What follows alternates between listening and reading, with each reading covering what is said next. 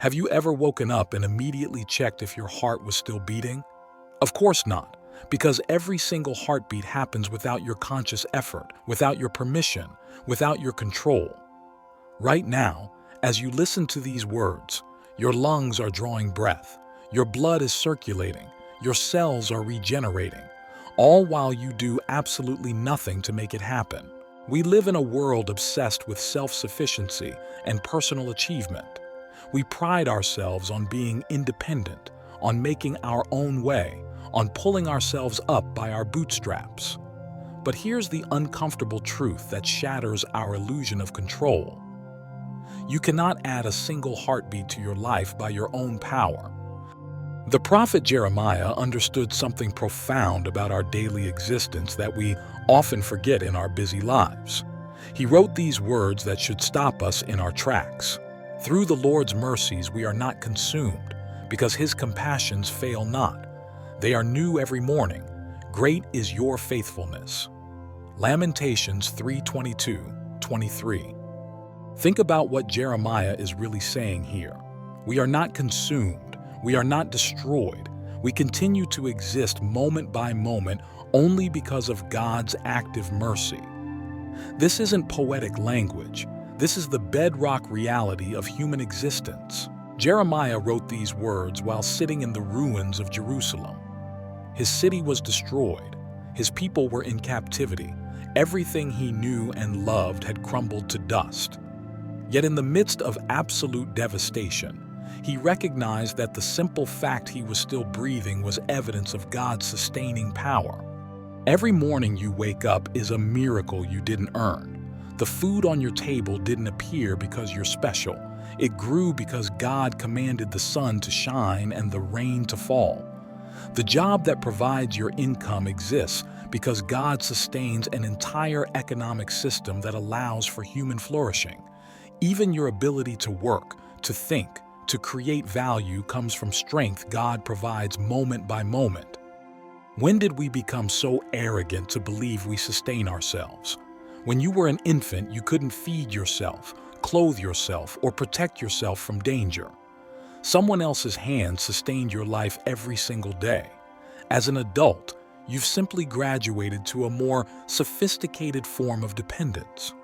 But dependence nonetheless. Consider the complexity of what must align for you to live just one ordinary day. Your body performs millions of chemical reactions perfectly. The earth maintains its precise distance from the sun. Gravity holds you to the ground. The atmosphere provides exactly the right mixture of gases for you to breathe. One small deviation in any of these factors and you cease to exist. This isn't coincidence. This is providence.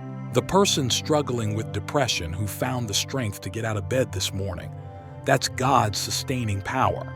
The cancer patient whose treatment is working, that's God's sustaining power. The single parent who somehow makes ends meet every month, that's God's sustaining power.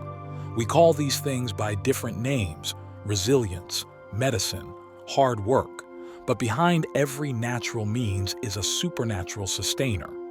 Some of you are barely holding on right now. Your finances are stretched thin. Your relationships are strained. Your health is failing. Your faith is wavering. You wonder how you'll make it through another day, another week, another month. Listen carefully. The very fact that you're still here, still fighting, still breathing is proof that God hasn't let go of you. God's sustaining power isn't just about keeping you alive. It's about carrying you through every trial, every heartbreak, every impossible situation. The mercy that kept you from being consumed yesterday is brand new today. The compassion that held you together last week is fresh this morning. The faithfulness that brought you this far won't fail you now.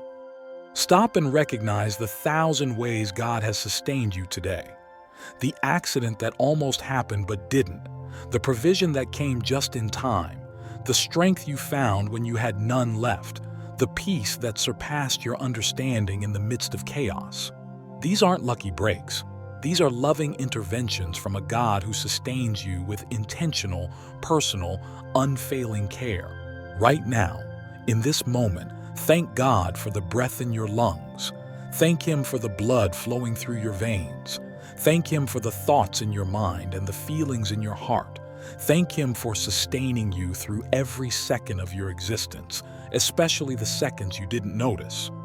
Tomorrow morning when you wake up, before you check your phone, before you make your coffee, before you start your routine, remember this: you woke up because God's mercies are new. You have another day because His compassions haven't failed.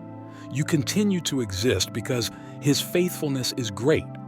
Living with this awareness changes everything. It transforms entitlement into gratitude, anxiety into trust, and ordinary days into extraordinary gifts.